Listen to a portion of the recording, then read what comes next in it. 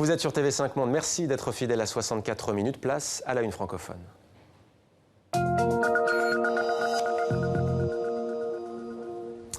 C'est un roi de la course en solitaire, mais pour son 4e Vendée Globe, Jean Le Cam invente la course en solidaire. Le navigateur s'apprête à nous rejoindre, mais avant, place à notre rubrique Vue d'ici, vue d'ailleurs, consacrée ce soir à la crise migratoire dont on parlait il y a quelques instants. C'est avec Isabelle Soler.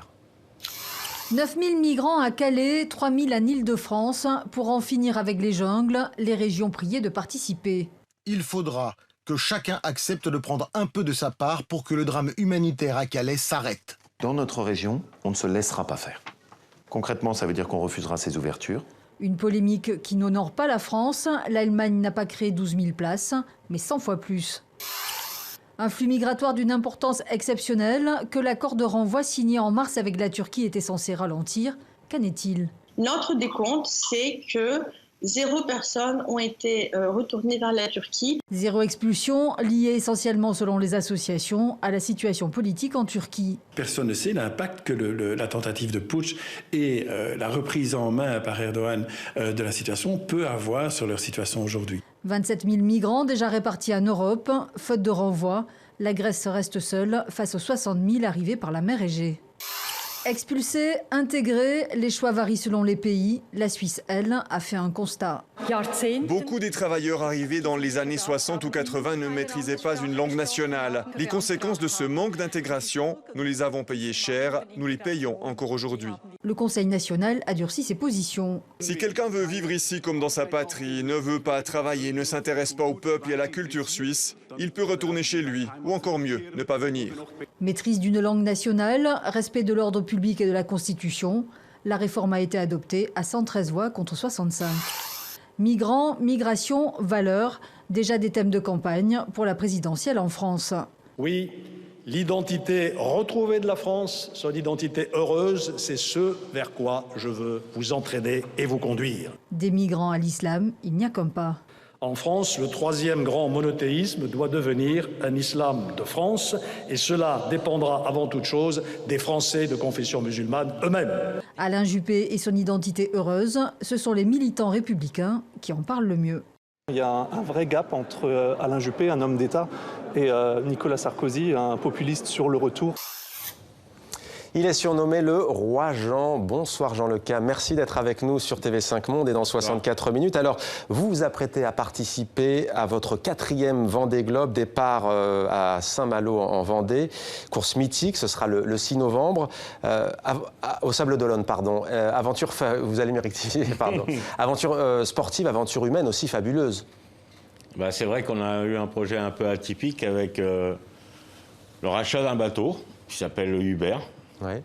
Et donc on a travaillé dessus tout l'hiver. Bon, on a lancé une campagne de recherche participative de financement qui nous a permis de concrétiser ce projet quand même, un départ. Et puis là, depuis peu, on a un projet de développement d'un territoire dans le Finistère avec 2 acteurs principaux qui sont Yes We Cam, donc Yes We Cam c'est moi, moi et toute la collectivité et tous les gens qui sont derrière, et le Crédit Agricole du Finistère pour monter un projet de développement économique en fait sur Port-la-Forêt autour de la course au large. Alors, ce bateau, vous l'avez dit, il s'appelle Hubert. Je sais que ça vous tient à cœur. Est-ce que vous pouvez nous dire pourquoi cet hommage? Hubert, en fait, Hubert Desjoyaux, c'est le frère de Michel, qui est peut-être plus connu, et avec qui on avait monté un chantier naval à Port-la-Forêt qui s'appelle CDK Composite. Et puis voilà, Hubert est décédé il y a quelques années, et c'est un des derniers bateaux qu'il a construit. Et comme le bateau s'appelait FR 2007, je dis bon, c'est pas possible. Donc voilà, donc on a...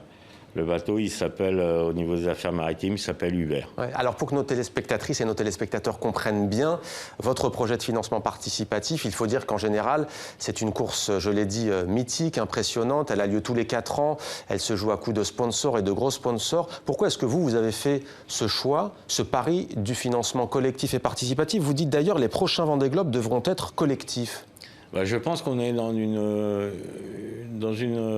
un changement d'air au niveau économique. C'est-à-dire qu'on voit la saturation des systèmes actuels. Ouais. Et je pense qu'il faut être dans l'innovation. Il faut créer, il faut se développer, il faut affirmer de nouvelles idées pour nous, pour les jeunes qui vont arriver derrière, et être les ambassadeurs d'un changement et d'y aller. Parce que je pense que si nous, on n'y va pas, les jeunes n'iront pas, et c'est à nous de donner l'exemple. Et ce projet Yes We Can avec le Crédit Agricole, avec ce projet de développement, et je pense un début, et c'est un projet qui va se mettre en place au courant de l'année prochaine. On profite de ce Vendée Globe pour le faire savoir. Et ce qui est bien, c'est que voilà, c'est un projet à long terme, c'est un projet qui me plaît bien, c'est quelque chose qui va être un projet participatif qui va amener des énergies, qui s'ouvrent sur l'extérieur.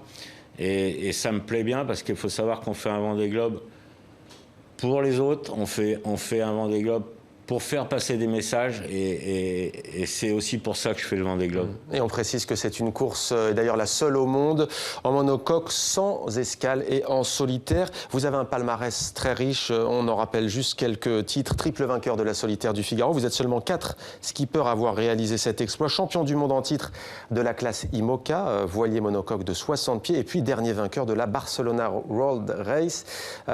Parlez-nous de cette course, vous l'avez déjà effectuée à 3 reprises. Parlez-nous de la mer, parlez-nous de ce qu'elle représente à vos yeux.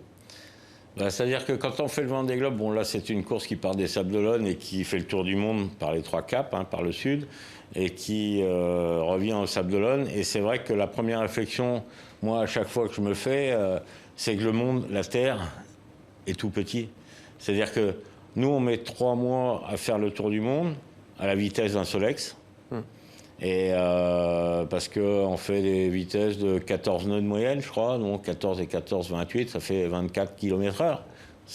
Et en fait, non-stop, sans s'arrêter, 3 mois, je trouve que la Terre, elle est toute petite. Quand on passe l'Afrique du Sud, après ça, on arrive directement en Australie. Vous ressentez une humilité face aux éléments qui se déchaînent, les rugissants, Ça fait partie de notre quotidien, et il y a un truc qui est terrible et qui est bien, c'est que l'être humain, il s'adapte aux choses. C'est-à-dire que quand tu as des vents forts pendant une journée, ça surprend. Mais quand tu as des vents forts pendant 15 jours, tu t'y habitues, et l'être humain, il est génial pour ça, c'est qu'il s'adapte aux situations. Ouais. Alors on imagine que vous allez ces prochaines semaines peaufiner votre bateau. Il y a, je crois, encore du matériel à acheter. Comment vous préparez concrètement pour une telle course ? Là, sur ce projet-là, déjà, on a travaillé avec David et Tristan, mes 2 collaborateurs, tout l'hiver pour préparer le bateau, pour le repeindre, pour gagner du poids, pour l'optimiser, pour en faire c'est un bateau qui a gagné le Vendée Globe en 2008, qui était avec le bateau de Michel Desjoyaux.